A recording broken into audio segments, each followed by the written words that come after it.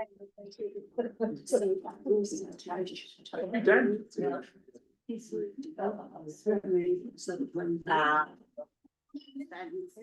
everyone.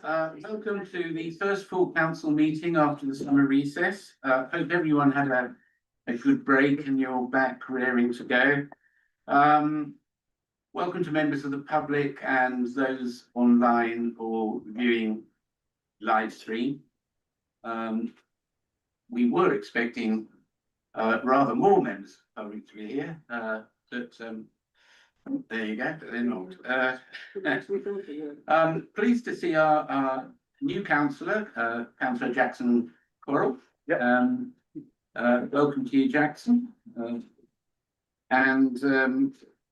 It looks like we've got almost, not quite a full house, but are there any apologies for absence? Yeah, Councillor Ben Hoffman. Okay, thanks. Item 2 on the agenda is declarations of interest or dispensations. Does any councillor wish to make a declaration pursuant to Part 3 of the Local Government Act 2000, which is in your bundle at Appendix A? Yes, Sal? That's for councillor. It's already in with Richard. Yeah, okay, thank you, Sal. And now we come to the public participation part of the meeting. Now, I don't know if there is anybody here from the public who wants to ask a question. If there is, you will find on your seats a note of how this part of the meeting works.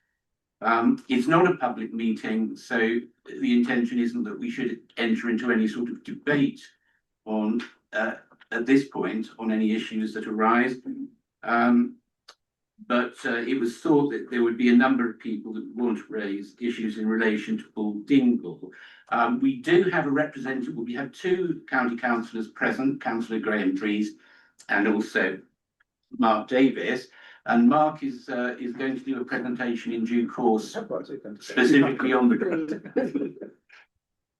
Yeah, I know, and Richard, of course, yes. Sorry, Richard. You just introduced Mark as being a county councillor. Yeah.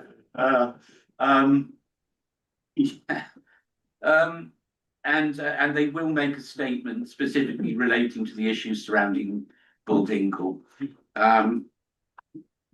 Because we've got this is the first meeting after 2 months, there's a lot to get through. So if there are any questions from the public, if you could limit it to 3 minutes, which is what the council rules require anyway.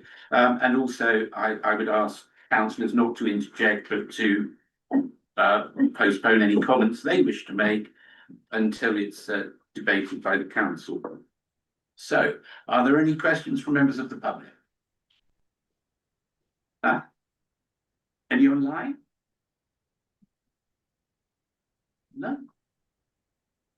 Well, that is something of a surprise, but we'll press on. So I will hand over to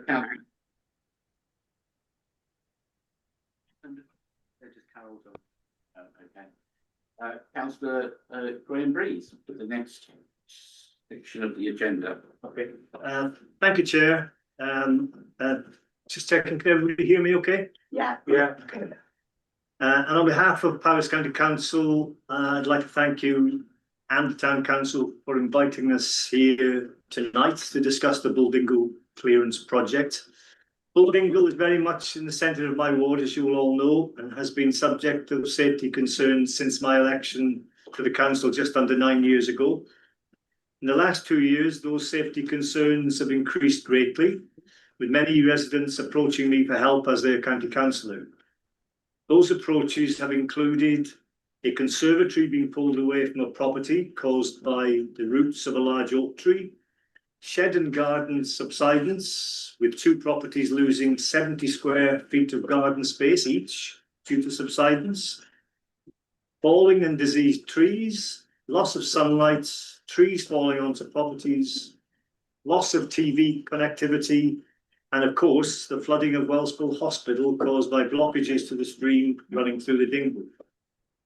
All those reports were passed on to Powys County Council with requests for action to be taken. In 2024, letters were distributed informing residents that work was to start to address the issues, but the work was delayed. And I personally delivered new letters to residents on Croft Road and Bover Green, dated May the 25th, 2025, speaking to as many as possible. In fact, visiting some properties on 3 occasions without getting a response. Ahead of work starting, I, as the local county councillor, was given a full briefing of the work to be carried out by the cabinet member with responsibility, Councillor Matthew Dorrance, and Mark Davis, who is sitting with me now. He's the Housing Quality Service Manager for Powys County Council, and you'll hear from him soon. I was provided then with assurances that all required legal processes were in place and that clearance was given by Natural Resources Wales for work to begin. I have regularly challenged and scrutinised officers and have been given sight of all the required documentation, the licensing and wildlife reports. That includes NRW licenses to carry out the clearance works due to their urgent nature and the impossible conditions for contractors to be more selective in the felling process.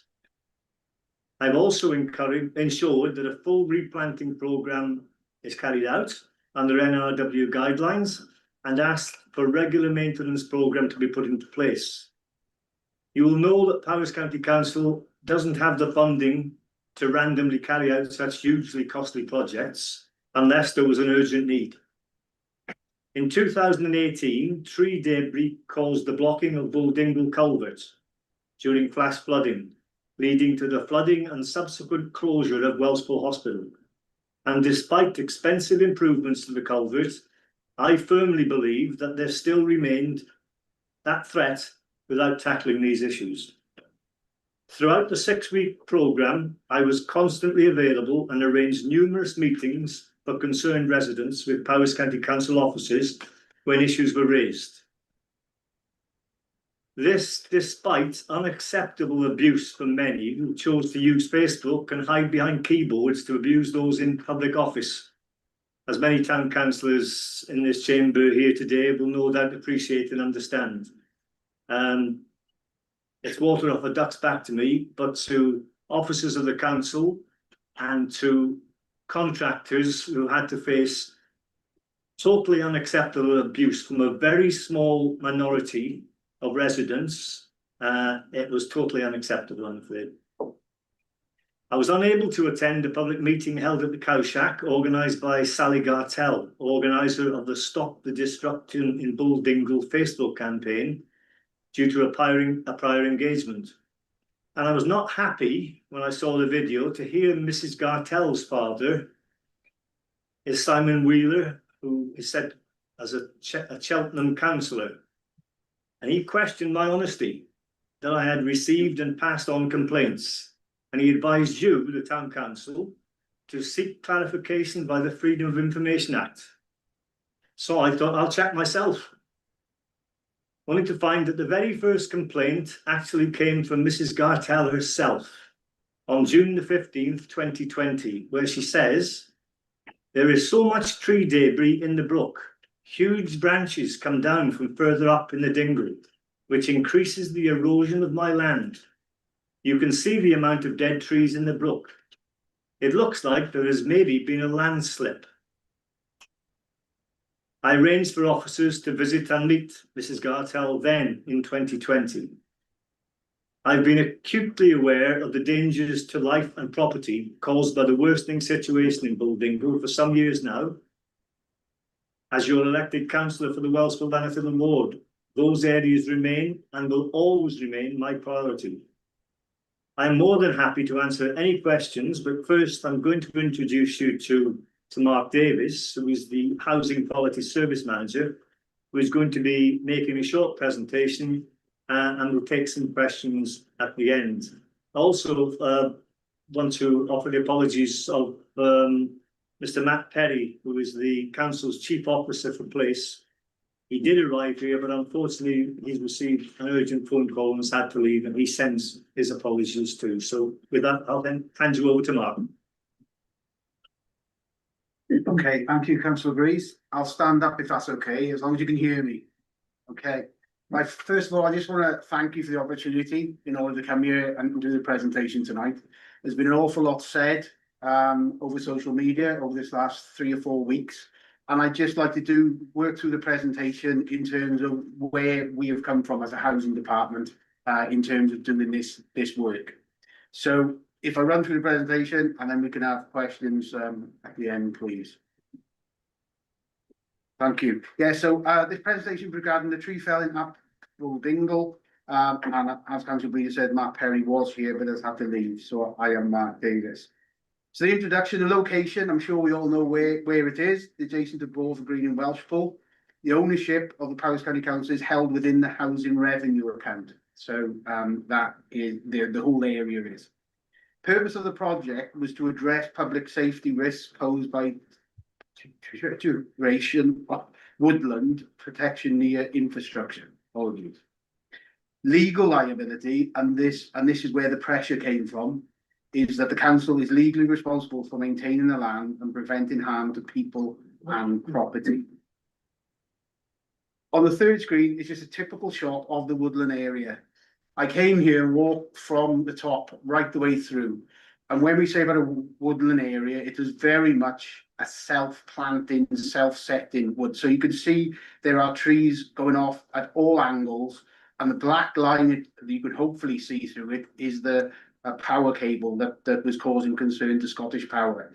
So it was a woodland that when you walk from the top to the bottom, you had to either duck underneath or go over top of many fallen trees. It wasn't substantial and a nice place to walk, if you like. So if I give a summary now of the works that we've done since 2011, so this isn't a knee-jerk reaction to the issues. I've listed 20 on this page, there are actually 32. But over the years, you could see that it started 2011, that the orders came in. This was individuals that were coming to us and saying, there's an issue with a tree at the end of my garden or close to my house. So we started to survey them and clear them as and when they came in as a complaint. As you can see, to date, we spent over 33,500 over this time. That was addressing individual issues. And then it became more serious as we got in 2023. You can see that one of the trees fell and it was very close to a property. It fell on a garage roof. This meant then the urgency in terms of danger to life, which we take very seriously. Then you have the other insurance claims that started coming in as well. There are 3 photos there of a fence collapse. There's significant subsidence to the insurance claim come in with a conservatory.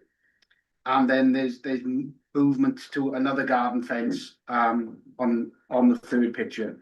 So it became more apparent a lot of these claims were coming in and they were talking about thousands of pounds each unless we did something. The further dangers, as I said, with the power line, it was a high voltage power line. When we walk with Scottish Power always clear their lines and they do a really good job. When they were there with me that day, the main concern was it wasn't just the clearance. I think it's 5 meters that they clear, and they do that fantastically all over the country. But it was the fact that outside of that 5 meters, there were many trees that had fallen and were just holding on by falling against another tree. So their concern then was that this has to happen sooner rather than later. That was from a site visit. And obviously, as mentioned before, in 2018, there's a photo there, the flood of the hospital that made ITV News. So it was October this time last year where we put the 3 tenders we received for the contractors, the briefing note for the tree works, and application for the power cable drop. That license application was made, including all the necessary reports and surveys. Everything from ecological surveys. It was done through NRW. There were many people on site. This process was followed exactly as it should have done. The license was approved then in February 2025, and the power company started confirmation. Start date letters were delivered to those in the area. There's a total of 121 letters that were sent out, and thank you to Councillor Breeze for helping us and officers in that as well. The pre-start checks were made in July, and the contractors started to commence work. And then in August 25, due to the concern raised by the public, we asked again for the Powys County Council senior ecologists to come to site and to check, and this was mainly to do with that and issues raised. September 25, just now, NRW have checked the works last week. They met on site with the officers involved. The felling's complete, and the fly tipping has been removed. A lot of the fly tipping wasn't seen, and we took all the trees down, and then we could see the mess that was actually there that they've been over years. The area is to be replanted and to enhance the biodiversity and long-term sustainability of the site. As I said, regarding the letters, 121 letters were proposed. The initial letter went out on the 20th of February. We had no responses that came back in terms of the questioning. There was a media post that went out in August 2024, and that went out, and the statements that were on there have been handed out, but they're in the statement that we gave before the meeting at the cowshed. And then on the 3rd of March, the last letter went out saying that we'll be starting on the 11th of July 2025, and the contract was awarded. Any questions then? But no questions came in again from the second letter. So until we started up on site, there was no further issues that we have to deal with. But since, the correspondence has been coming in very thick and fast. It's been coming through so many avenues. I've worked in Powys County Council for 22 years. I've never seen such a response, and the responses have come from all angles. So they've come from emails to letters, through the members' correspondence, through local councillors, through individually. So it has been really, really hard to try to get all the answers, because a lot of the questions were the same issue, but from a slightly different angle. That's why the statement was made that was read out, and I know you've all seen that from our head of housing, Andy Thompson. So due to the high numbers, that is why it hasn't been that we have been able to reply to each and every one within 10 days. It's just to the volume that came through, and that hence the statement was made. I'd like to now go on to some positive feedback that we've received, and you can see on the screen there that this is what we've had from the officers on site. It's the safest that I felt for years. We can sleep well knowing that huge trees is not going to fall on our home. We can now sort out the damage that a large tree had been caused to our property. Hopefully no more of our garden will be lost. First time in the sun for years. So you can see there's an awful lot of positive that's come from this as well, in terms of the properties that are close to. And out of the 20 homes that join in on Croft Roads, there was one concern, and the officer went there. And I've got to commend the officers on this. Whenever there's been an issue, whoever it is that has rung up and said, I want to speak to you now, they've gone as soon as they can, and they have been able to help a lot of the concerns. And that one person there I'm talking about there, as soon as they went, they were happy.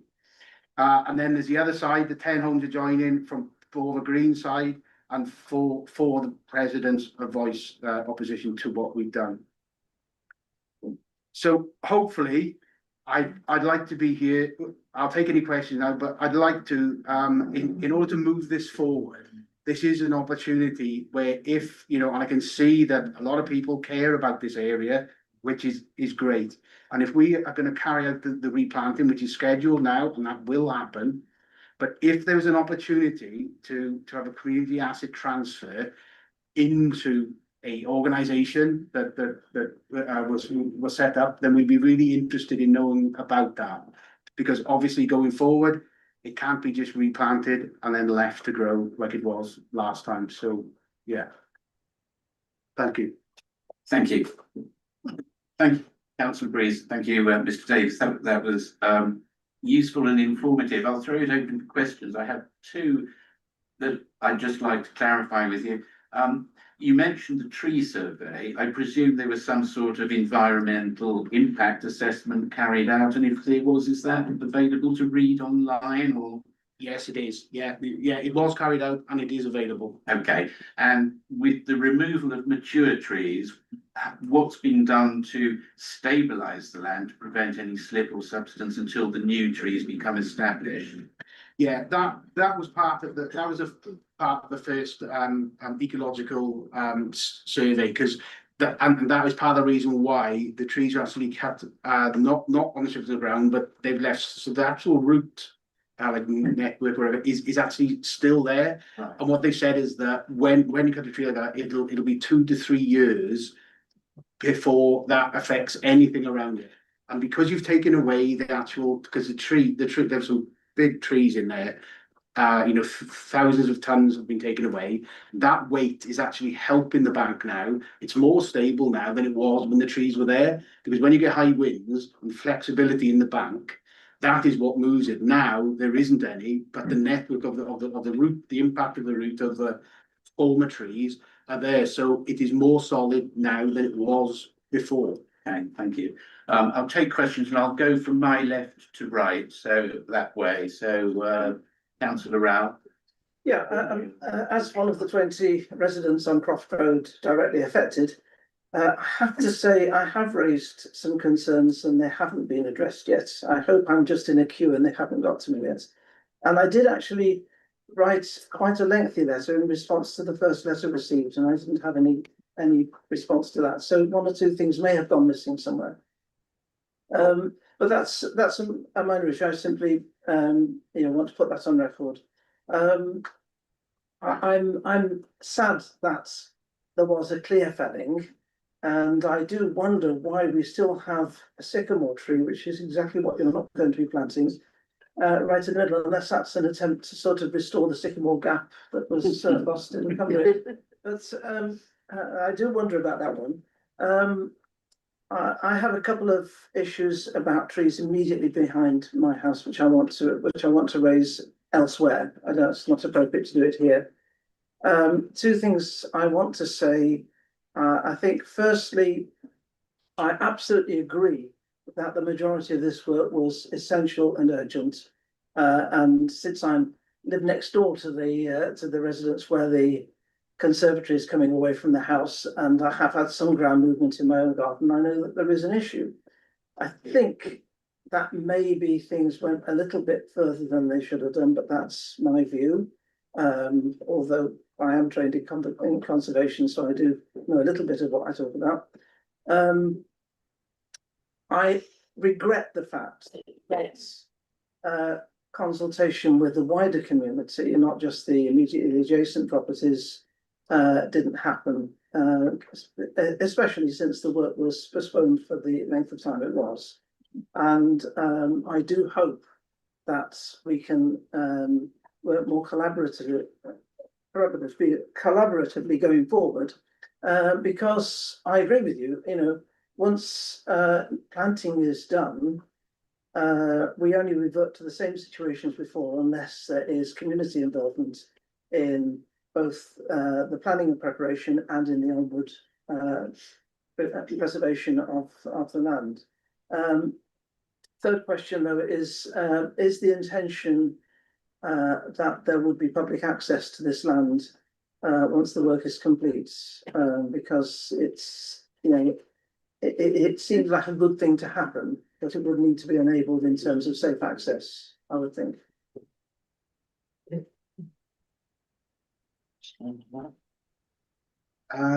Yes, I can. I had the last 2 questions. The first part was more of a statement. 3 questions you said. What was the first question? Sorry. And it was more of a statement about the. I think the first question was really there was a lack of community involvement, I think, in the wider community. Yeah. Is that something you recognise? Because in future, I think that needs to be a significant part of any project. Yes, yeah, and I do totally accept. We have never taken on a task like this in the past. So although we normally engage with the local communities, obviously the tenants, but local communities, but I think the impact of this, no one saw this coming, and me included. So I think, yeah, there is lessons learned in this project, totally, in terms of that by the community. And then when you said about the public access, that is something that could be discussed as part of the asset transfer, because it's something that it's something that housing are not going to be able to take on. So I can't say yes, but as part of the consultation, if there's a group formed and there's a community transfer, then that's open to that conversation. Is there intention to involve local residents more widely in terms of the next stage of planting and of them looking after the property? Yes, yeah, and that'll be part of the consultation in terms of, it'll include the planting. I know that, pathways been mentioned and, what seating areas, etc. Well, it'll be part of the consultation in terms of who takes on the responsibility afterwards, because at the moment it is owned by housing. And if we could transfer that into an organisation that was made up, then that's fine. But that'll be part of the consultation to be thought through. Thank you. Thanks, Councillor Allen. Going this way, Richard, have you got a question? I might comment later. Okay, but, Phil? You want to say something? No, I'm satisfied with the explanation, but Okay. well, I will say one thing if I can, Chair. If we, I think if everybody around that area had had a full explanation like Mark has given tonight, it wouldn't have been half the problems there have been. And I thank him very much for his full explanation. Yeah, I agree. Thanks. Estelle, no. Yes. No, I've no complaint, but would like to thank you. It was very well expressed. Thank you. Thank you. Estelle, yeah. Julie. Just to apologise everyone for being late and thank you for coming tonight. I just think it's nice to put your hands up and say, yeah, Paul made mistakes, and that's made me happy. But I just want to say, when I actually went to the site, I cried when I went home because it was heartbreaking to see and think about the wildlife. But the positive is you saying you're going to start planting now. Have you got a date when that's going to happen? And just one other question, what is the total cost? I've seen 33,552. Was that in 24 or is that total cost now? If I take the planting, and that's due to be done now in October, November. Yeah. And the list of what's being planted has been passed on. Again, if there's going to be a community transfer, that might slightly change because there might be other species that people would rather. So but it will be planted before Christmas anyway. In terms of the total cost, no, that 33,000 on there was from 2011 up to now. Right. This whole scheme now has cost a considerable amount more than that. Right, but you can't give me that's fine. Okay. Thanks, Nick. Yeah, where to start? I worked for the National Trust for the last 14 years of my career, and I was involved in health and safety and tree safety management. And I was involved in a project on the Erddig estate near Wrexham, where there were similar complaints from residents on a private housing estate where certain mature trees had reached such a height that if in a storm, they could come down and do severe damage to the properties. They never did, but they could have. So we got consultants, or National Trust consultants in to do a tree safety management survey, as we did all the time on different woodlands. And eventually it was decided to take out a swathe of trees which were presenting the risk. And I just wonder why Powys County Council decided to clean fall a whole. You did mention that it was self-planted higgledy-piggledy trees. It's what we call natural deciduous woodland, which is what it is. And I just find it difficult to understand why you had to clean fall the whole of a natural deciduous woodland when I think there could have been better tree safety management. And a lot of the flooding has been down to lack of maintenance over the years. Again, I'm not having to go at you guys, especially not Graham, but they're just concerns I had. Thank you, councillor Howells. That's, I guess, a statement rather than a question. If you want to respond to that, feel free. No, it is more of a statement, but yeah, I agree, and I can see, you know, and there's a lot of learning from this project that we take forward. You know, NRW, it was them that looked at the trees, it was them that marked all the trees. In terms of, and in the end, there was that many, because it is self-setting and you know, so but going forward, that's key to this now in terms of agreeing. Again, I would like to thank you guys for coming and presenting tonight. Thank you. Thank you, councillor Bailey. Yeah, thank you. I must admit that, because I've been away for a little while, and I was aware that this was going on. Councillor Breeze had told me about this over the winter at some point, but the extent of what was done was a real shock. However, as I said to the organiser of the public meeting, we can't do anything about what's happened in the past. So all we can do now is concentrate on the future and making the Bulldingle a better place and more amenity wise than it was before. The one question at the public meeting, which crossed my mind every time I drove past, and there was a huge big trunk of wood being taken away, was what have you done with the wood? And have you been able to offset the cost of doing this by actually recovering any income from the wood that was being taken away? Yeah, it was part of the contract. So when the three contractors came, it was to remove the trees, and they said at the time that the majority of it was going to be chipped, and it was. However, due to lack of space, I think it was at the top end is where they were loading, and due to lack of space up there, in terms of the chipper is a huge machine, very, very costly. Whereas when there was timber that was coming out, that they were able to stack, then some were taken away in logs, but that was down to the contract, but that was up to them. It was no, there was no, you know, if you sell that on, whatever, it was the whole contract. So whether they chipped it or took it away in log, it was totally up to them. It was nothing to do with Powys County Council, and there's been no charge either way on that. It was the contractor to do the work. Thank you. Councillor Correll, do you have a question? A few, sorry. First of all, I was wondering, when you talked about the plans that are available online, do you have the URL for them so people can find them? The plans for Because you did the surveys for like wildlife and stuff, so I was wondering what the URLs were. So because I know a lot of people have been wanting to see them, so okay. that's a key one. Yeah, No, I can pass them on. brilliant. If you could pass those on, that'd be amazing. And what were they? Because I know there's things like an environmental impact survey, and then there's the wildlife survey and those type of things. So what surveys were done? I can't answer that in terms of a list off the top of my head. However, with an NRW, you know, a license application, it'll be whatever was needed in order to do this work was there. So it'll be part of the license pack that we'll be able to share. So yeah, but I can't reel them off. Brilliant, but they'll be there. That'll be excellent.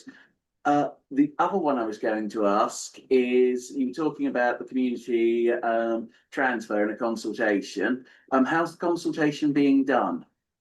Well, that's what I'm starting this evening, to be honest, because it was at the end. I think it was mentioned in the public meeting last time.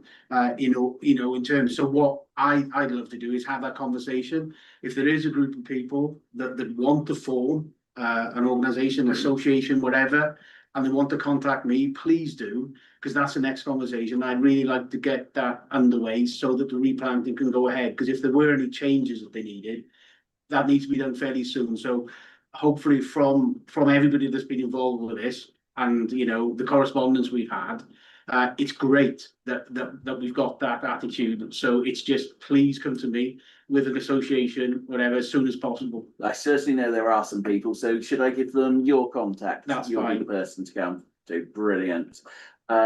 And the wood you said was all taken away, because I know some people were talking about the footpath and stuff of using some of the wood for benches, but that's been used as part of their thing. The one other thing is I know some people saying that some of the wood they felt was their own because, you know, it wasn't clearly demarked where one piece of land started and another one ended. So is there any information you can give for those? Information I can give to that is there were a couple that I'm aware of. And when they rang and officers came to site and they were talking about that and where the plans were slightly out, and I understand that happens. But when they realised that the trees were actually marked and they had to come down, they then said, "Oh, carry on." So we responded to the fact that maybe it was the either side of the line, but when both people were notified that actually these trees come down and we'll leave them there for you to take down, then they said, "Oh, please carry on." So they were addressed at the time, and unless there's anybody else that I don't know of, but that is how that was handled. Brilliant. One final question. I heard that it's the housing, as you said, who's been responsible for it. Is there a different part of the council that's responsible for other woodlands?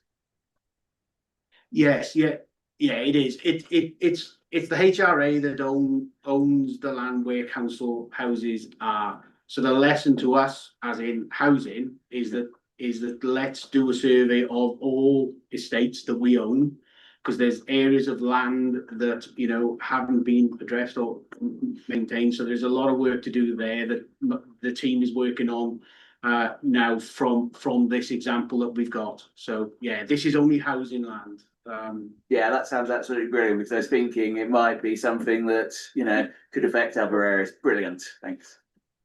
Thank you, Councillor Crowell. I'll come to Councillor France, who's online in a second, but just to add to what Councillor Crowell said, it comes under the auspices of housing, but is there an official designation? Is it amenity land or what? Because if we're to consider some sort of asset transfer in due course, does it have any protected status as woodland or? Not at the moment, no. It is just housing revenue account land that has just been left. So yes, it's open, and that conversation can definitely have. So there's nothing on that land that prevents from a transfer. Okay, thanks. Councillor France. Thank you, Chair. And yes, I'd like to thank the council representatives who've come here to speak to us, take the time this evening. So I also have a few questions, I'm afraid. I'll try and be quick. I'll give you them one at a time. So the first is a question on margin. So let's say, that there are 100 trees and 99 of the trees need to come out. You might not save that one tree that's awkwardly tucked in the middle there. It might not be feasible. Equally, if there are 100 trees and only one needs to come out, it might not be excusable to clear fell the other 99 which were healthy. My question is there any thought in the council as to, in other cases like this, when the decision is taken to clear fell and what evidence is used to justify that decision? Yeah, that's a good question. And again, because this is the first project, there's a lot of learning in this. However, when we've had the issues that we've had, and I explained the last 15 years where we have been going out and taking out individual trees or clearing and some that had fallen. But what made this what took this out of our hand really was the fact of the high voltage cable going through the middle. And when Scottish Power saw that, and the condition of the woodland with trees crisscrossing and falling onto each other, it became a lot more apparent that a lot more work needed to be done than what we first thought. Right. Yes. So, yes. So good to hear that learnings are being had as well. Right. So my second question is on the culvert. So is there acknowledgement maybe that getting rid of all the trees isn't necessarily a solution to the, the culvert's never not going to be a problem again just because the trees are gone, and equally the trees grow back. My question is basically, is there a long-term strategy for keeping that culvert clear outside of clear felling Buldingle?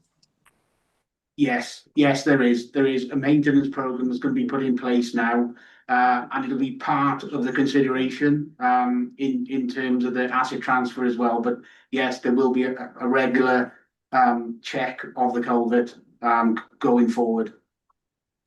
That's great. 3 out of 4. A constituent asked me about the size of the trees that will be going in. So are these going to be saplings which obviously need a lot of time to really get going, or will you be putting in kind of young trees that have already had a head start, as it were, in starting to grow? What's planned at the moment will be saplings.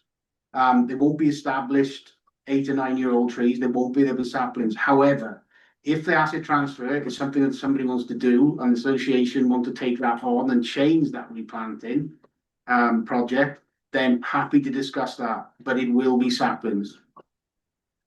Okay, that's useful to know and to be public knowledge. So thank you. The last question is in terms of future engagement. You did point out, and it was interesting to hear, you put out all these letters. No one got back to you. Then after the project was completed, there was suddenly community uproar. So as individuals, no one contacted you, but as a community, people are angry. So my question is there, or maybe in your opinion, scope for more community-wide engagement, public meetings, assemblies, whatever you want to have, as opposed to trying to engage people as individuals if there is a kind of key local issue like this, which does draw together the entire neighbourhood, as it were? Yeah, that's another good question. I cannot say that we'd be able to consult with everybody on every project.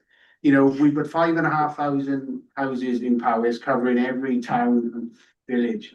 There are projects going on every week of every year.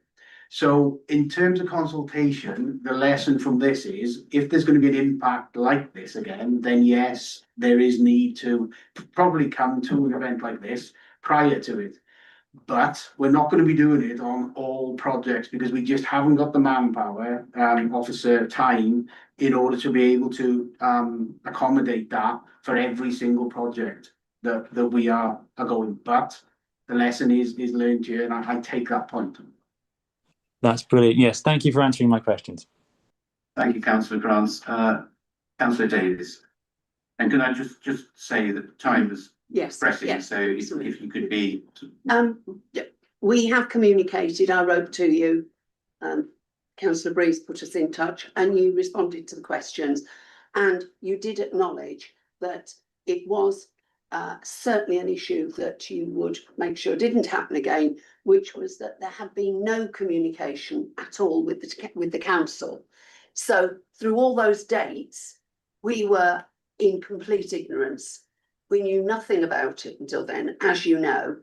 And I think what I would say is that actually, had the town council known, then it would have appeared in local media, more people would have known. But to have not discussed with the town and not to have informed the town council, I think was a particular concern. However, the fact that we can now move forward and look to improve that area from what it is now is important, and hopefully we can work together in a way that didn't happen over that was from 2021 and there's been no communication with us. So if we can start from now, that's good. The other thing I wanted, which was a question, is are you, at the moment, it seems very odd to us that the silo system within the council, within Powys, leaves housing responsible for woodland management.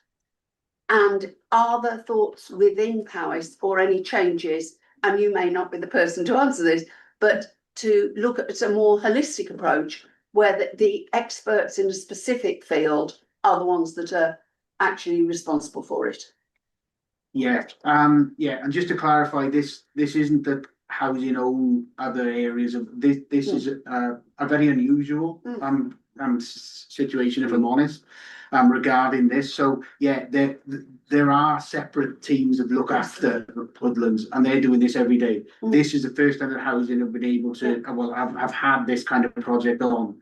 So it's not that we manage forests, if you like. This just happens to be on a housing estate that when it is to the transfers from the Shire counties to Powys County Council, etc., and then it's come to this where we just have to do something. So yeah, again, I can't emphasize enough the learning in this for us as a council in terms of housing owned land, because I only work in housing, so I'm not looking at other woodland.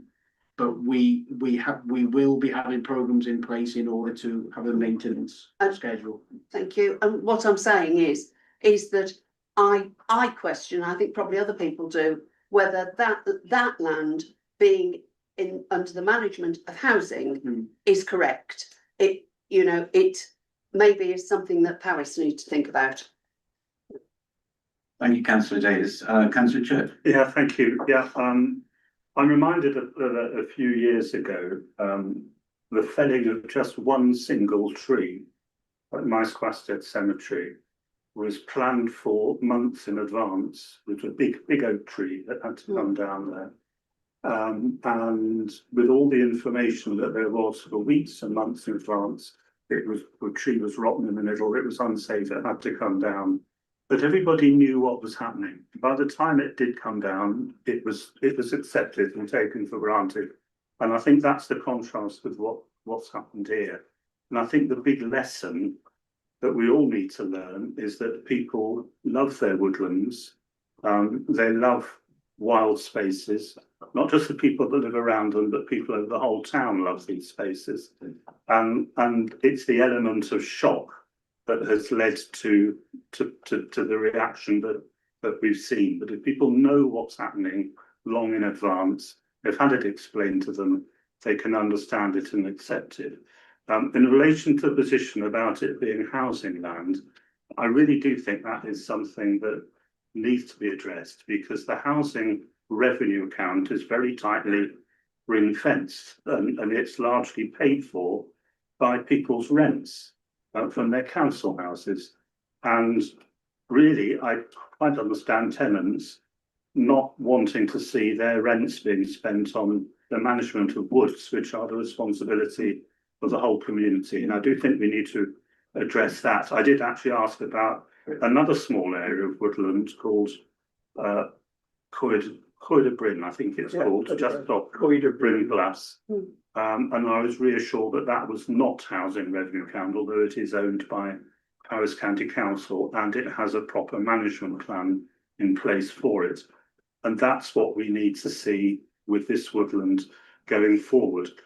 Community asset transfer will be a great idea, but the community needs to understand that you don't manage woodlands for free. No. As you've shown it, you spent £33,000, whatever the figure was, over the last 20 years. And a community needs to know that it has the resources to manage a wood if they're going to take it on. And that's something that we need to address before moving to an asset transfer. Thank you. Thank you, Councillor Church. I think that was the last question. So it wasn't a question, really. Well, yes, yeah. Okay. So I'd just like to take this opportunity on behalf of the council to thank Councillor Breeze and Mr. Davis for taking the time and the trouble to come and speak to us today. When our councils speak to each other and consult, things do go a lot smoother. So I echo what some others have said, and I hope that going forward we can perhaps do it more often. But anyway, thank you very much. Thank you. Yeah. Thank you. Thank you.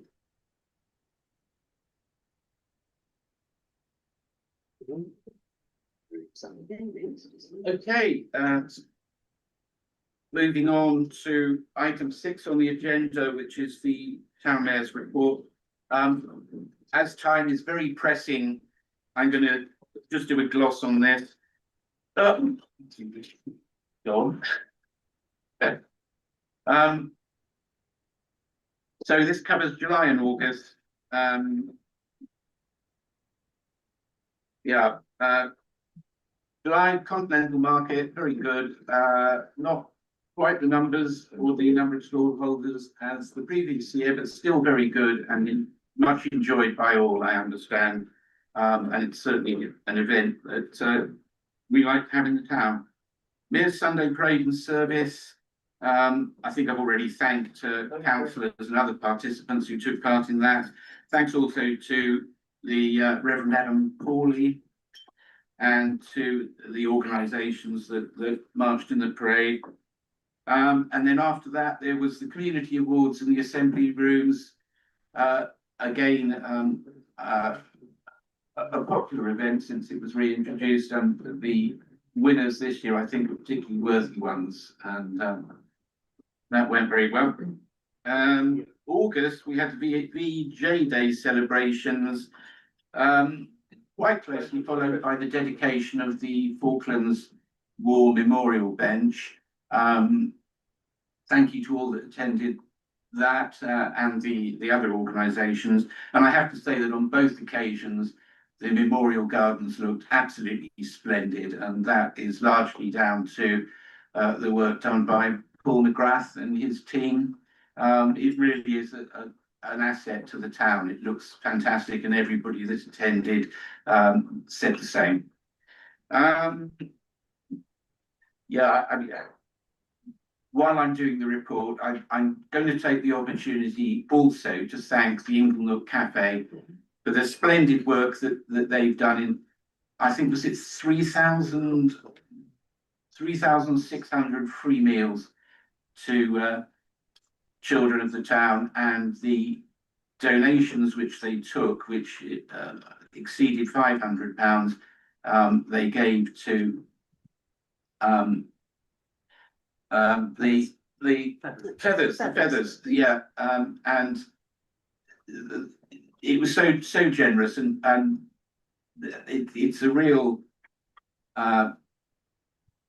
lesson to a lot of people in the town. The good citizenship is what that's about, and I'm very thankful to the Inglenook for all they've done, and also to the Feathers as well, who have made a real difference to the youth of the town, I think, since they've been operating. Alison? It was Inglenook, Andrews and the Sandwich Bar that did it together. Right, that's right. It was the three of them. Yes, thanks. All the same family, yeah. Yes, exactly. Yeah. The mayor did lots of letting off to them. Yes. Yeah. Chairman, it does remind some of us youngsters what Welshpool used to be like, where all the businesses were getting involved in things like this. Yeah. And I just sincerely hope that this will continue and it'll build on it. Yeah, absolutely. Yeah. Okay. Minutes and matters arising. So, first of all, Appendix B is the minutes of the last full council on the 23rd of July. So I think I just need a proposal to approve these. And both by Laurel, seconded by Alison. Thank you. So can we have a vote, please, on Hands up. that? Thank you. Hands up. Yeah. Okay, thanks. Okay, that's carried. Committee minutes, Events and Planning Committee, August and September 2025. Of course, Events and Planning has delegated powers, so we're only asked to note the minutes of those and resolutions made at those two meetings, which presumably everybody's read. Yes, Sal? Accept, Chair. Second. Okay, you don't need to vote there. You don't need to vote. Just to note, yeah. The other committees, starting with the Audit Committee, that's point 9.1. Alison, do you want to take us through?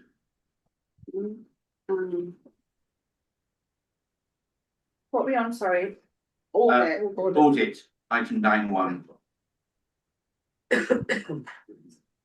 Sorry. I think there was just Yes. one recommendation. Yeah, unintentionally closed the file, sorry. Appendix E. E, thank you. Yes, right, there's. It.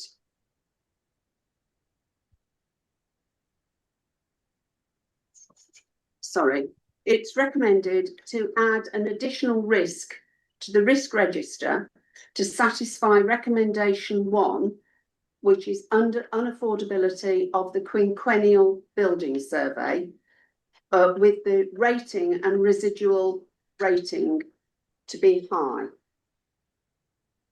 Okay, thank you. Can Sally? I just ask for some clarification on that, please? Yeah. Thank you. Do we help? Sure.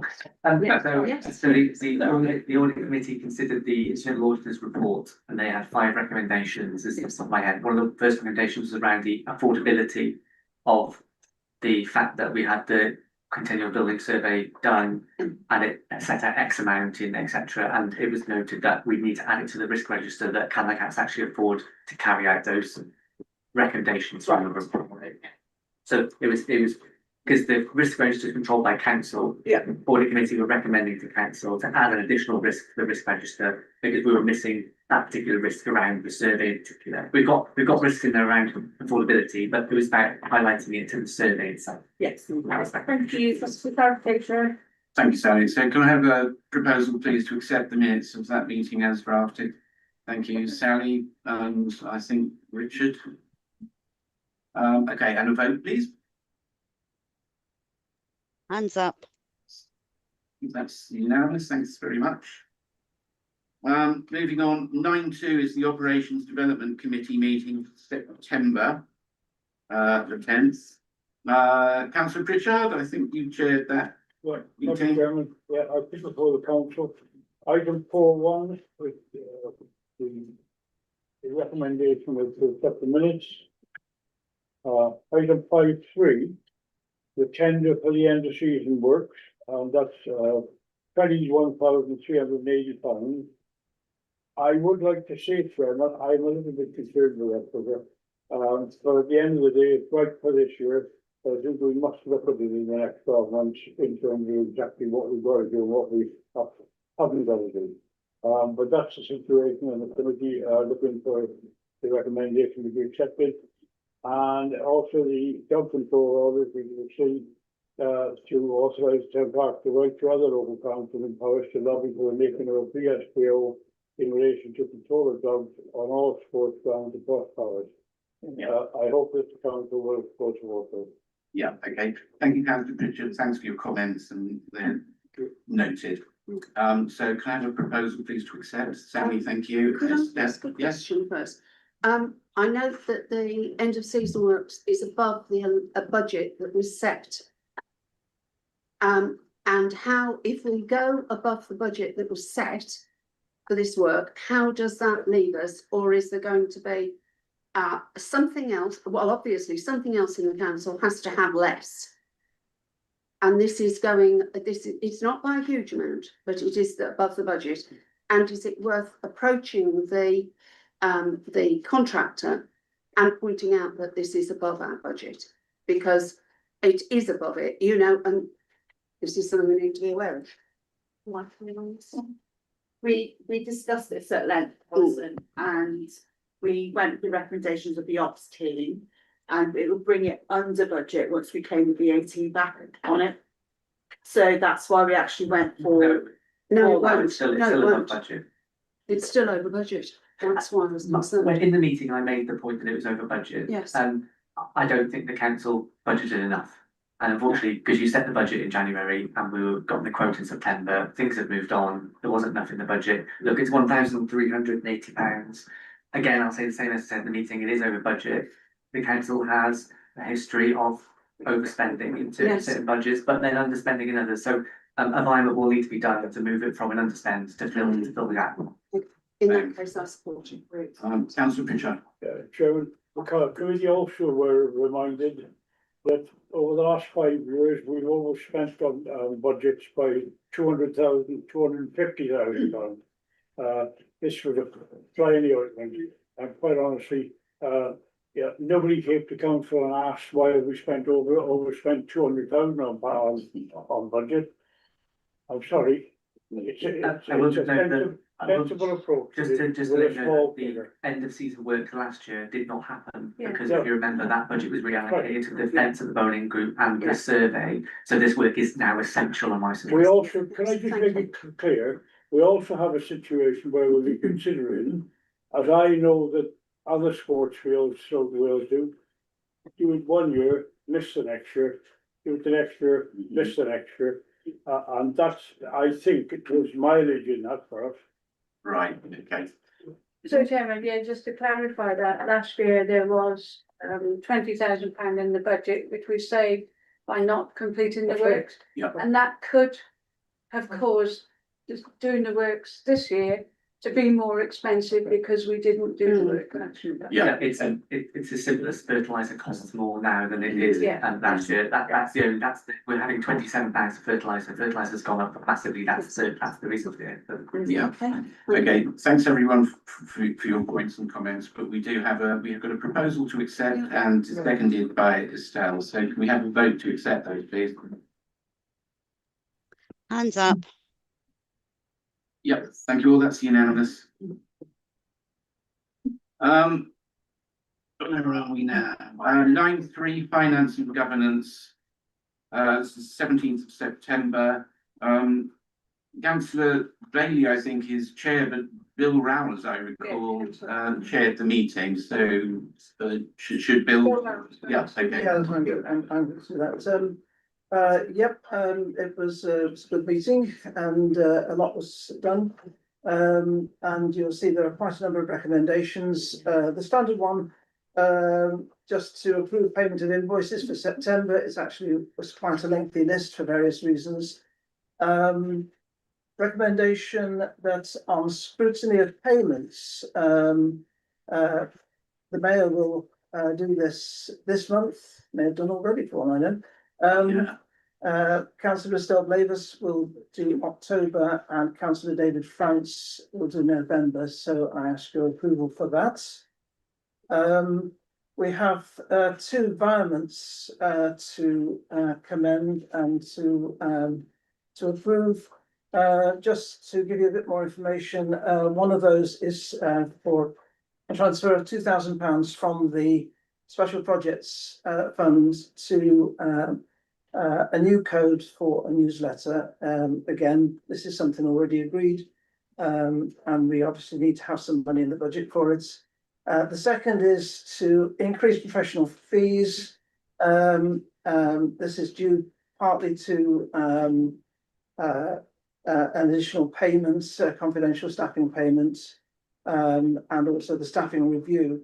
And so that's a matter of transferring money from the salary fund, which is over budget because of vacancies,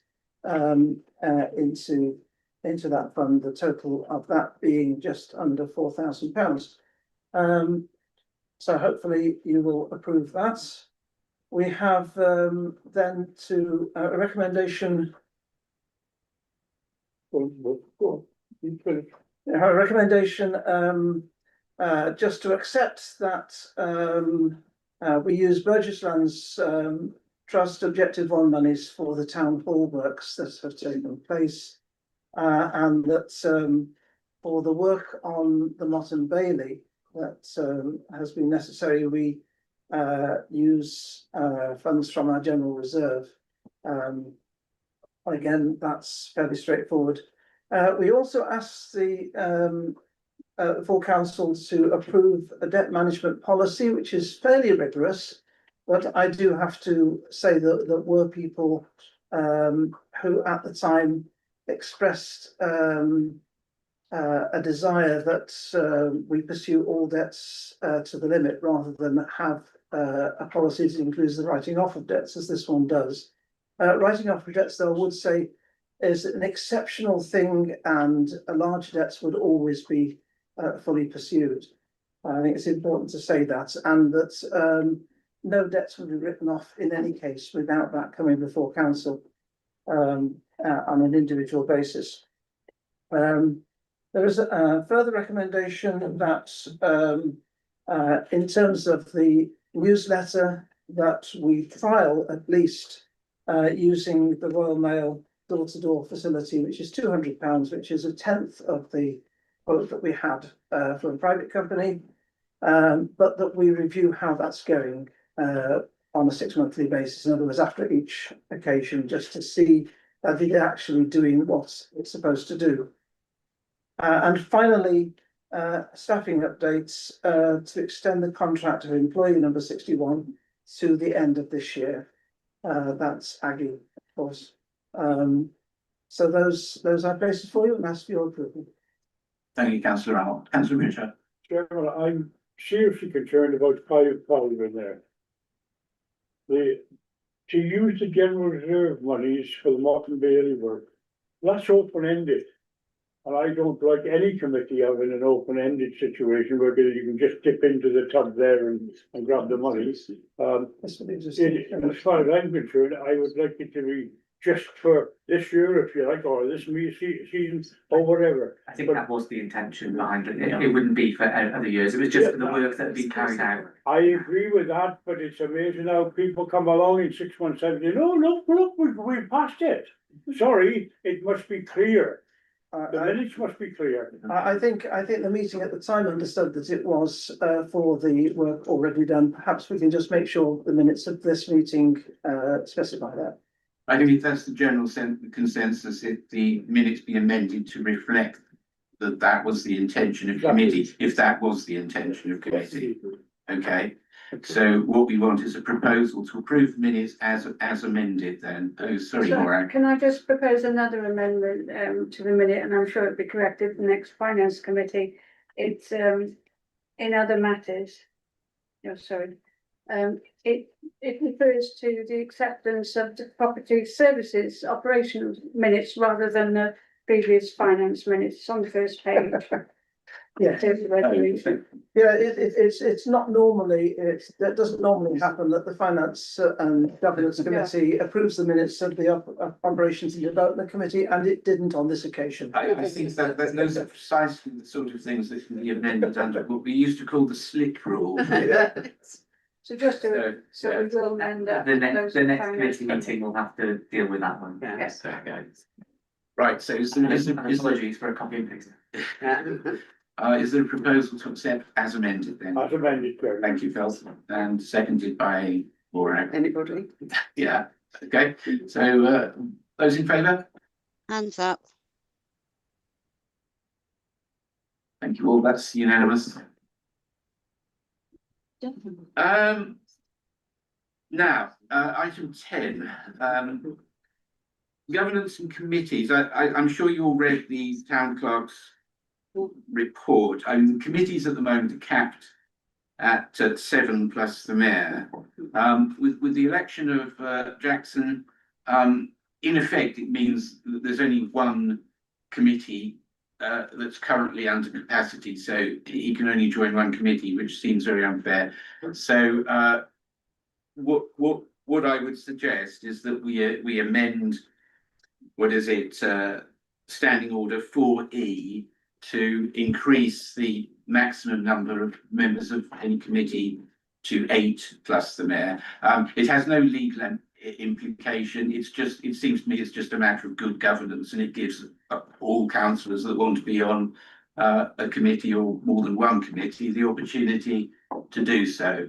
So does it more, I guess? I'm quite happy to second that proposal, Chair. Particularly on the basis that some committees are to the bones because of non-attendance by the committee members. Yeah. So adding another member to each committee will help in that way. I agree. Yes, I'm very happy to propose it. Okay, so and then, yeah, let's go for it. yeah, okay. Thank you very much. So Bill? No alteration to anything to say that a member can go on 4 committees. It's 3 committees maximum. That's right. Yeah, it's just this is just changing 4E, which is Just the maximum number, not the number of committees. Yeah, yes, that's right. Okay, so all those in favour? What? Who seconded it? Proposed by Alison, seconded by Maura, I think. Yeah, we just went, yeah, let's go for it. Okay, thank you all. Hands up. That's unanimous, thank you. Finance, No, committee membership. committee membership. We'll just. Ten two. Oh, yeah, into, okay.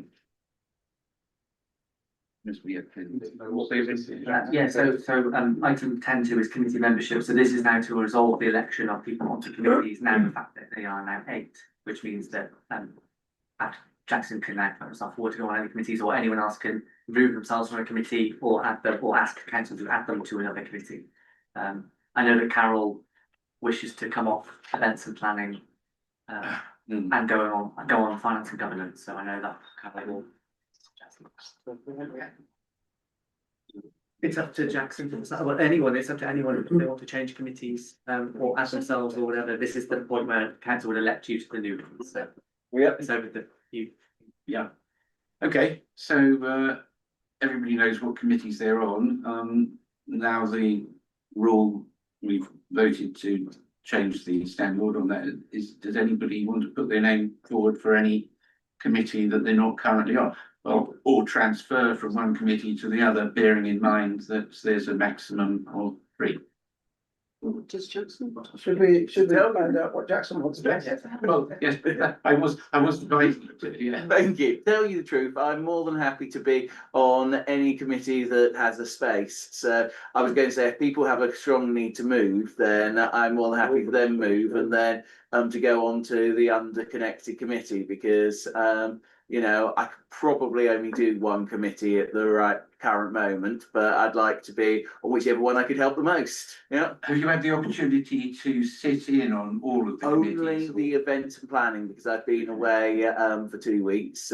I sat on the first one and thoroughly enjoyed that, and thought it was a wonderful committee. So I'd happily be in that one, but Okay. I haven't had the opportunity for the other 2 being away. Okay, Yep. so we need to.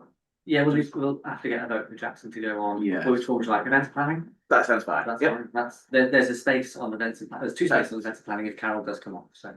Okay, Perfect. so should we take a vote on that first? So if you in favour of that? We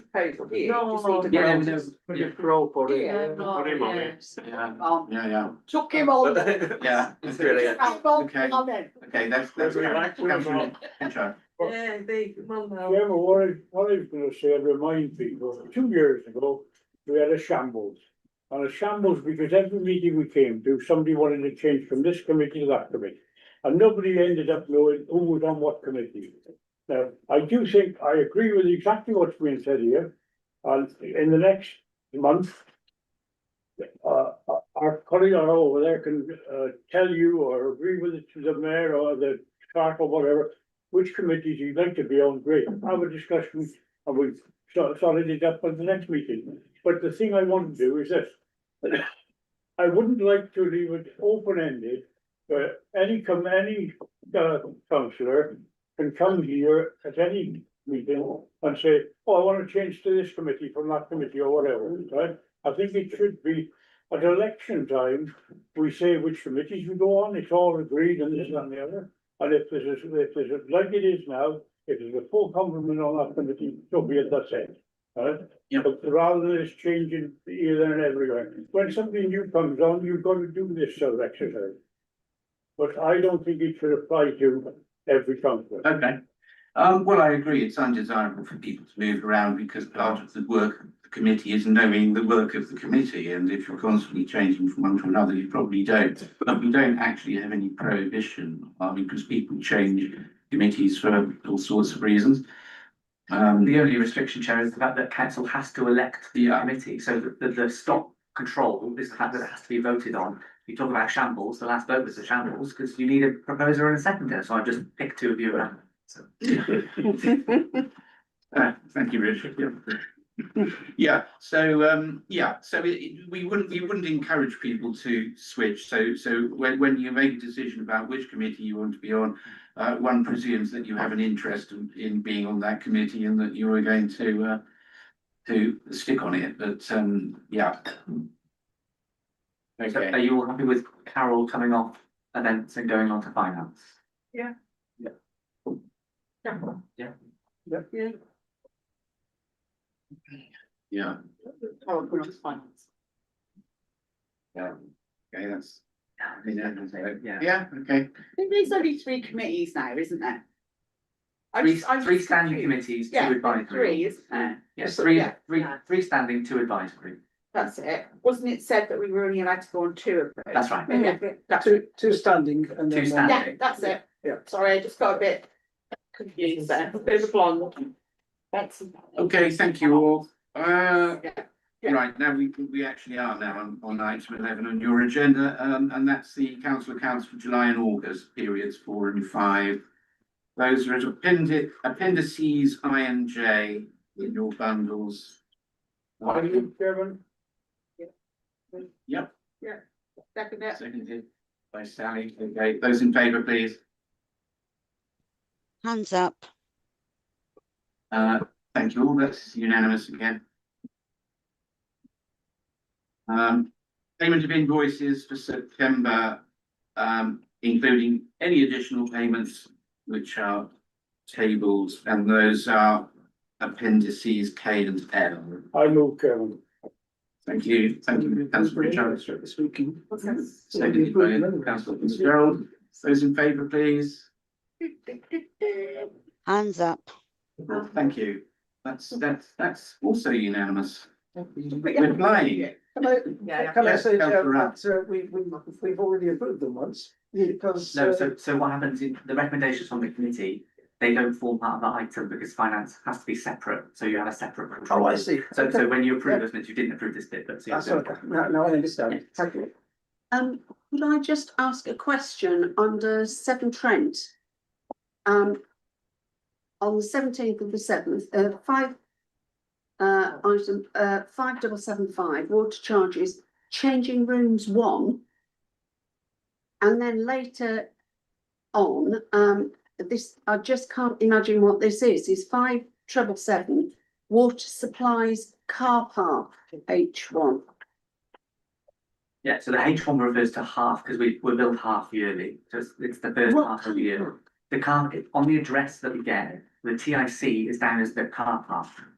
Right, thank you. No, the addresses for Victoria Gardens are massively complicated. Right, okay. Yes, Right. absolutely. So car park is the TIC. So actually, Right. there's the car park is the toilets, and then the TIC one is actually the office, so they're the wrong way round, they've been described the wrong way round. So changing rooms is actually the toilets Master. at Miser Dre. Right, thank you.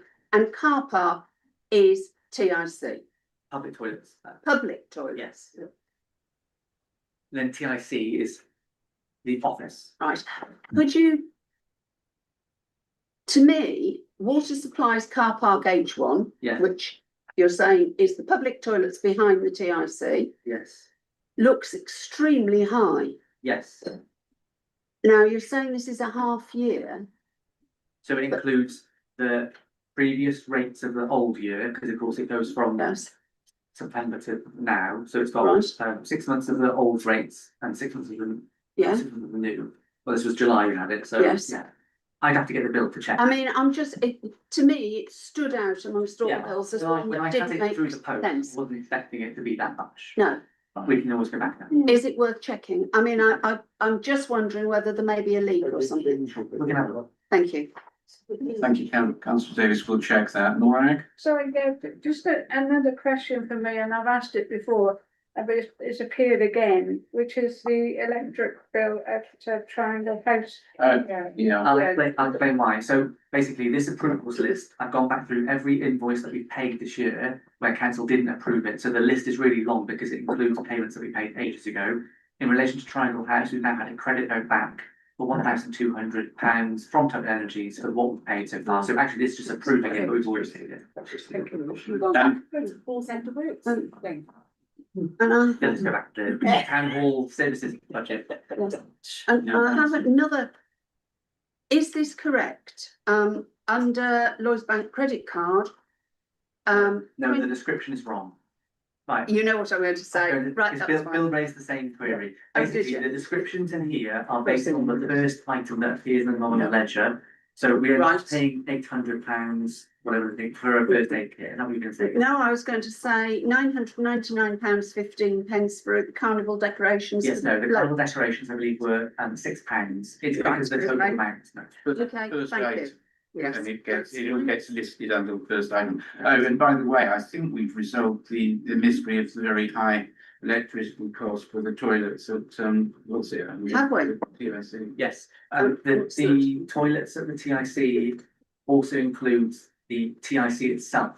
So the meter is for the TIC and the toilets, and then the meter is for the office. We only worked this out because when we had the solar panels installed, there's two separate inverters. An 8 kilowatt system for the TIC plus the toilets, and a 5 kilowatt system for the office, which means I can now tell the difference between what it bonds. Thank you. Which is a great relief, and Yes. now the solar panels are on, it will pay Bigger for itself anyway. Well, the solar panels on the TIC and the toilets, we've only used 77 kilowatts from the grid to date. And actually, we've used like 300 kilowatts, so we've saved a massive amount already. We're seeing savings already, which is great. Brilliant. Okay, so, can I have a proposal to accept? I think we've already had it. Have we done that? Okay, thanks. Item 11.3, quotation for Christmas lights. Quote from Durand Limited. Can I just explain? Appendix N. So basically, this would have gone to events and planning, but events and planning only have delegated powers to spend within their budget. And council set the budget of Christmas lights up to £2,000, knowing that we spent £9,200 last year to put them up and take them down, which is exactly the same price as this year. I wasn't here during the budget setting process, so I'm unaware of why council set the budget so low, knowing that the cost was going to be the same. So it's needing your approval this evening to proceed, because we have a provisional date booked in for them to take the bunting down and erect the lights on the 2 weeks beginning on the 6th of October. So this is an urgent one. It is outside the scope of financial regulations, because under financial regulation 5.12.1, there's an exception where it's a specialist service, and clearly these are specialist service. Yeah. And of course, last year's, what was spent last year, was it last year we included the new replacement lights as well. So the fact that it's essentially the same payment to be made this year is rather disappointing, but it was always going to be more than was in the budget. So and I remind everybody that we had a terrible panic last time. We left it to the last minute before we approved the lights, and we came very close to being the only town probably anywhere without Christmas lights, which we don't want to have again. But it is a large expenditure. So Sorry, can I just explain in relation to the light on the budget?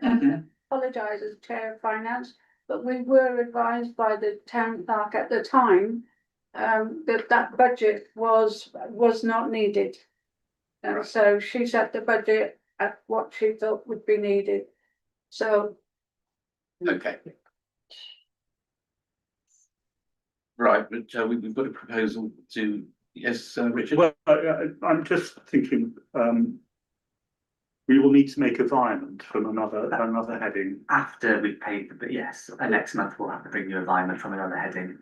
Probably I'm just concerned that, you know, when we do have overspent, and this is a larger one than the one we was last talking about, but we need to have an idea when we make the decision as to where we're going to hire it from. Yes, definitely, 100%. And look, the first decision you should be making before you even approve expenditure is how we're going to pay for it. That should be the first thing. That's like what we do in our lives, personal lives, isn't it? Speak up, Chris.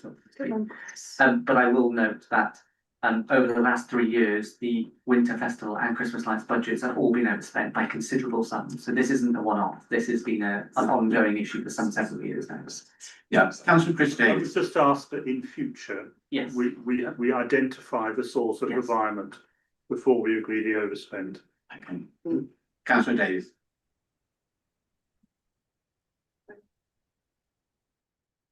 I think you might be muted. Yeah, can you hear me, Chair? Yeah. Thanks for letting me come in. I think there's a couple of things to remember before we go talking about the Christmas budget and whatever, and what we've got to actually spend on Christmas. We have to keep in mind that the anchor points need checking. Is it every year, Richard, or every other year? Yeah.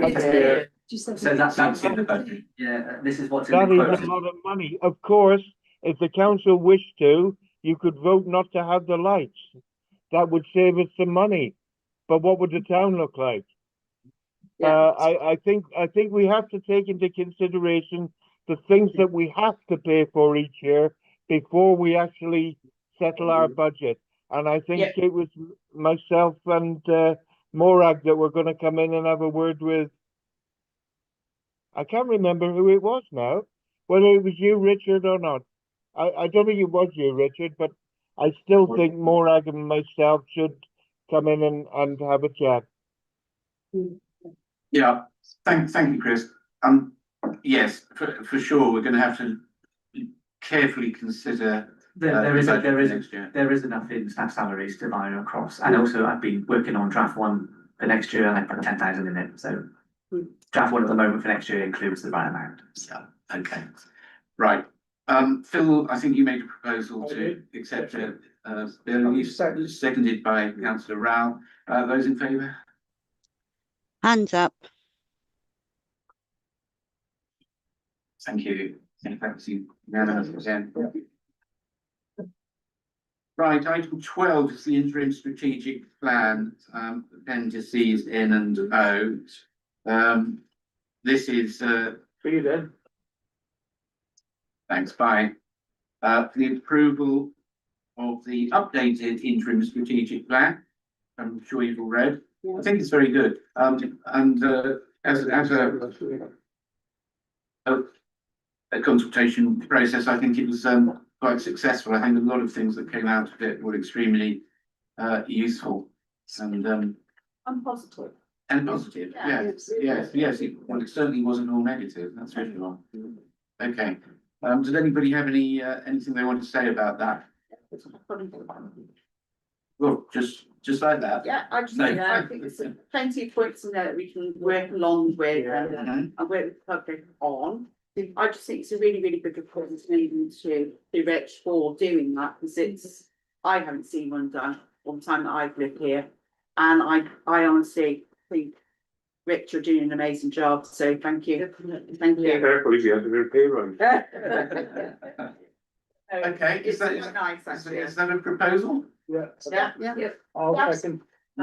Yes. I was just going to say, I like the fact that it raises all the areas where we need to work without being prescriptive. So we've got the space to decide how to respond to each particular area. Yeah. And it would be nice if we had more input from a lot more members of the public, but was it 222 responses? Yeah. It's a bit lethargic. I said to my team, I said, I'd like 5% of the town, which is 500, and they said, you're crazy if you think you're going to get 500. But I tried, you know. Another one, we as councillors get out there and get people doing it. I think if people start seeing things moving forward in a positive manner, the next time we do it, more people will come on board. I take your point you've made before in the chamber, Nick. You said that, you know, how as consultant, it's just a tick box exercise and you never listen, but hopefully people will see what they've put reflected in the priorities of the council. And actually, if you do approve tonight, you've made the step from moving from a reactive council to one that plans strategically, and the budget now is driven by the plans as opposed to the work driving the budget. It's the wrong way round. So and I think as people see what happens as a result, it probably encourages people to be more proactive and make themselves heard. I think it would be good.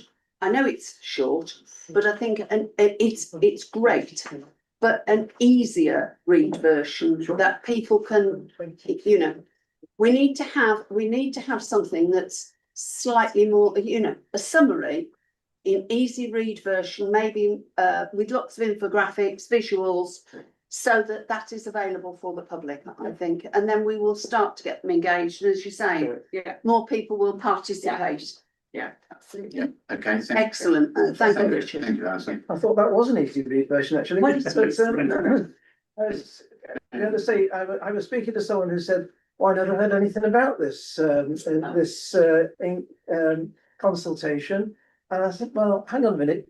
I know that you walk down the path from the hospital to Salop Road, you walked past the poster every day. Yes. Well, It just reminds us that it doesn't matter how much we put out there, there are still going to be people who vote. I think we've had that sort of reaction to almost everything. Hopefully the newsletter will address that to some extent, because you know, if it drops on your mat, then Yes, you're all right maybe there. going to read it. So okay, so we have a proposal from Sally, and it was seconded by Yes, somebody. I think I did. Yeah.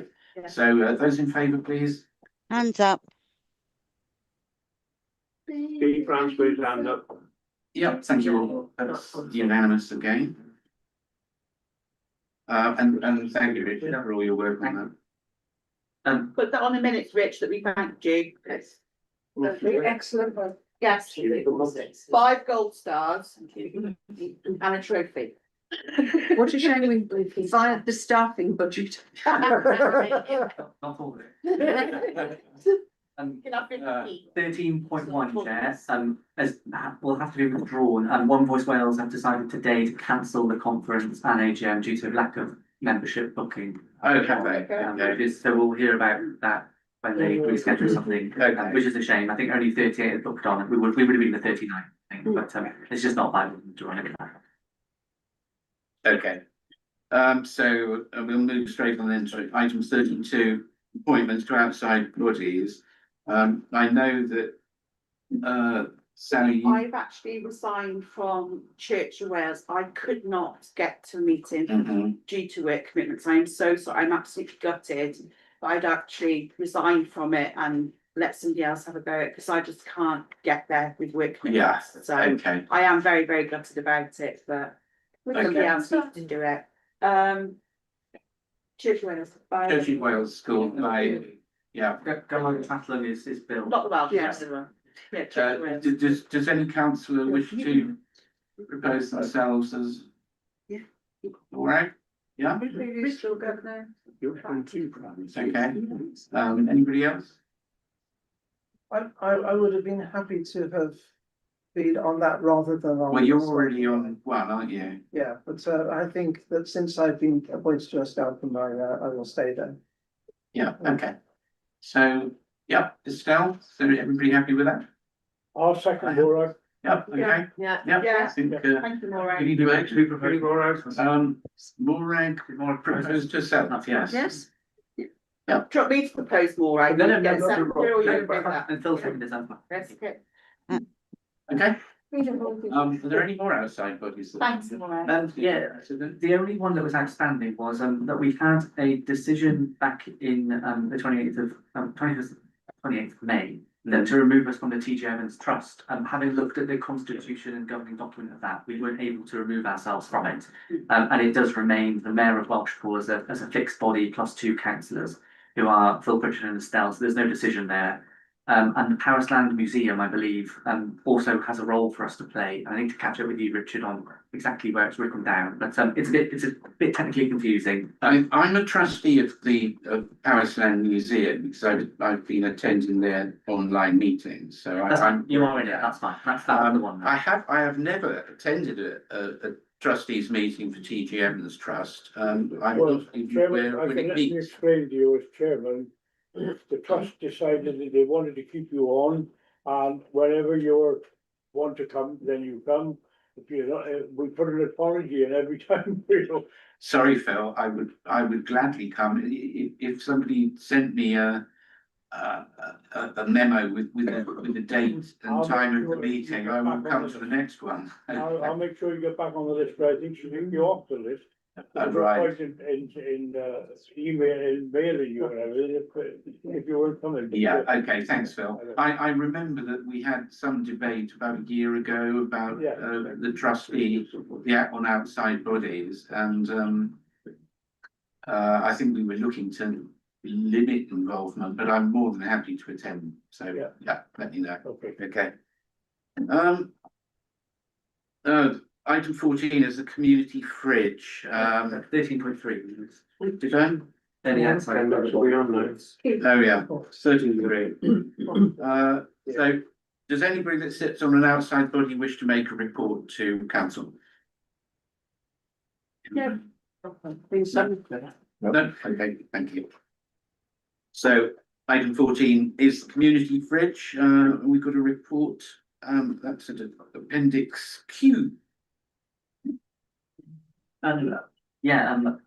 Aggie wrote this one, so I don't know why I said my name on it, but that's fine. So basically, you approved the project in principle back in July, and that was for us to enable to claim the money.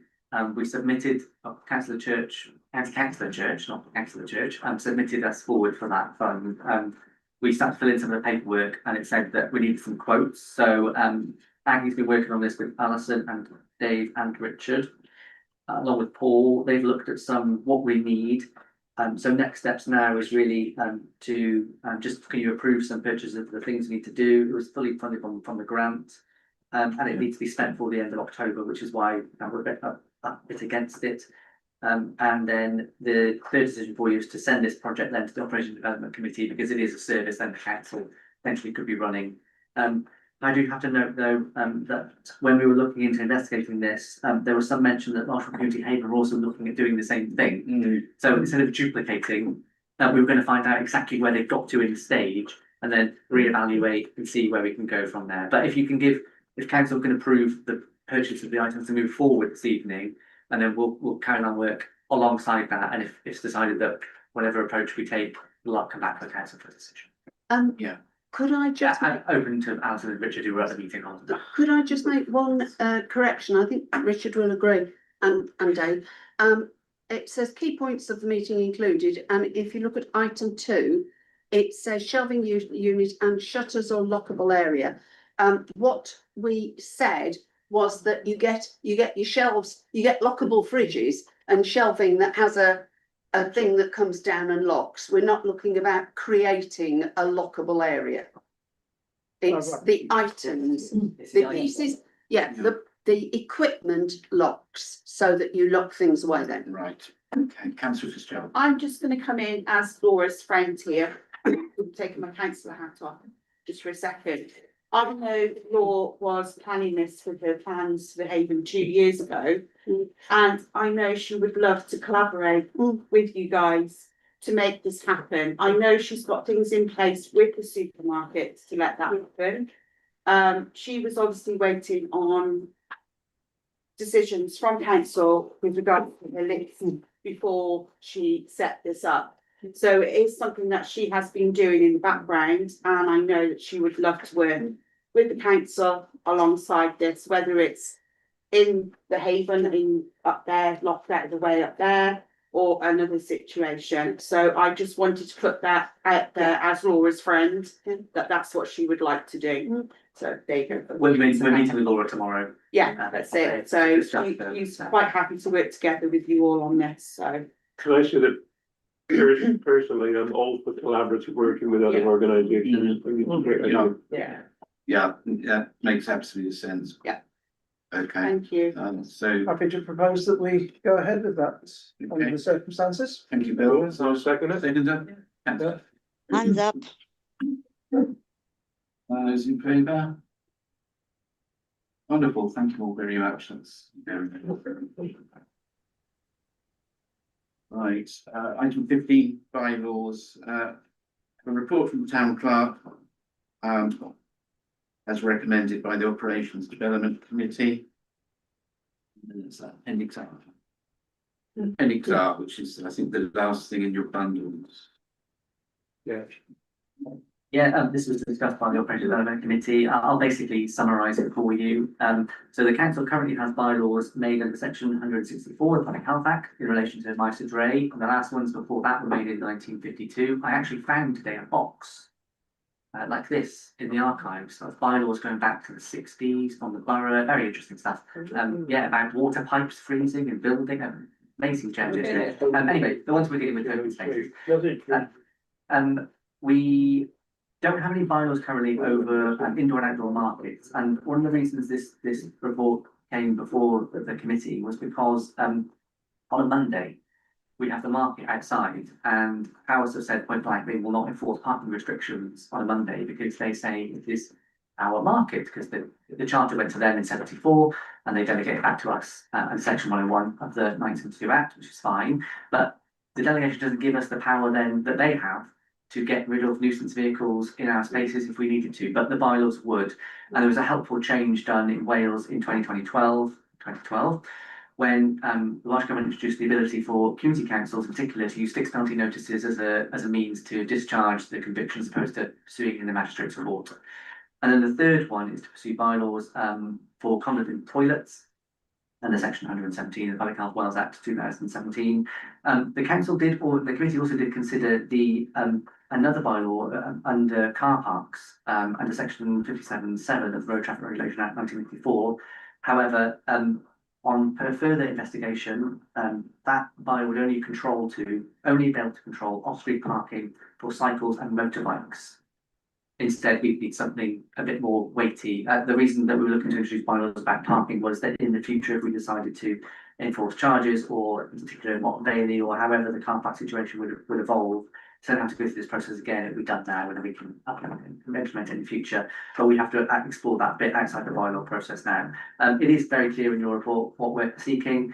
There's a very lengthy consultation process that has to go with this stuff called initial written statements, then a 12-week consultation, then second written statements summarising the responses and the bylaws, and then notice of intention that we published all the bylaws are formally adopted. So we're nowhere near the end point. This is just giving me the ability to go ahead and start the consultation process.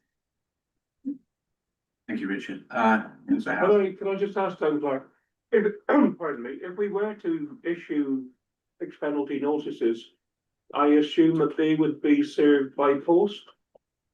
Yeah, look, as the report says, we're not even at the stages of where we would even look to serve an FPN. I wouldn't like our operational risk report. And look, I said to them, that's not their job description, so we can't expect them to take the abuse that comes with that. When we do have bylaws, though, we are able to use PCSOs are able to enforce bylaws, so we can use that resource, but also we could delegate it to powers to do that on our part. There's operations around that, and if you were to approve bylaws at the end of the very long, lengthy process, a separate statutory enforcement policy would come before you, which would set out the process of how we would enforce, etc. And this is just giving us the ability to do that in the future if council decided to. It's basically it's a future-proofing exercise. In particular, the bylaws at Mitre Dre are particularly outdated. There are new things that potentially could come in there. I know that other councils have banned sky lanterns or balloon releases due to their environmental impact. Those are some little things that we could consider over the open spaces. In particular, those bylaws don't just apply to Mitre Dre, they apply to all of our open spaces, beside Country Park. But we do have the ability under section 12 of the Open Spaces Act 1906 to extend that to Lower Country Park. And actually, we have some obligations and responsibilities under the MOU with Powers Estates that we pay for the fact that park is open, Lower Castle Park. We actually have responsibilities in there to make sure there's no fairs, no games, no ball games, dog leads. So we need to use the bylaw actually to satisfy our own requirements and the fact that we have a contractual agreement to make sure those things. Thank you, Richard. Councillor Pritchard. Yeah. Chairman, I move with Town Clerk's report. Yeah. Okay.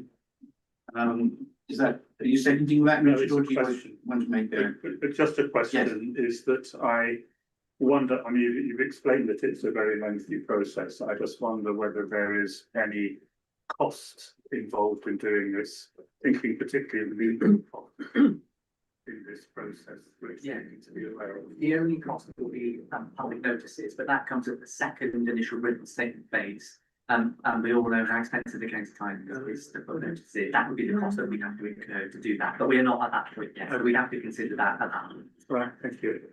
Thank you. Is there a seconder for Phil's proposal? Oh, all over the shop. I'll take you, Sam. All right then. Those in favour, please. Hands up.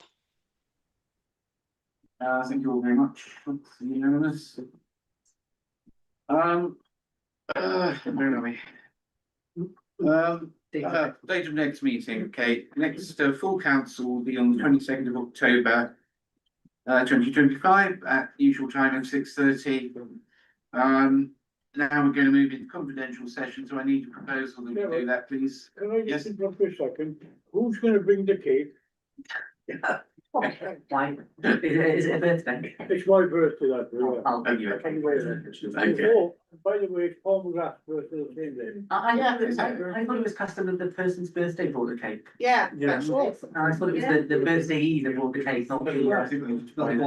Yeah, okay. Okay, so, yeah, we've got a proposal. Is there a second there? Yeah. You do, sorry. Moving to confidential session, so, All in favour? yeah, who proposed it? I think it was. I think Bill. I did. Oh, so, okay. Those in favour? Hands up.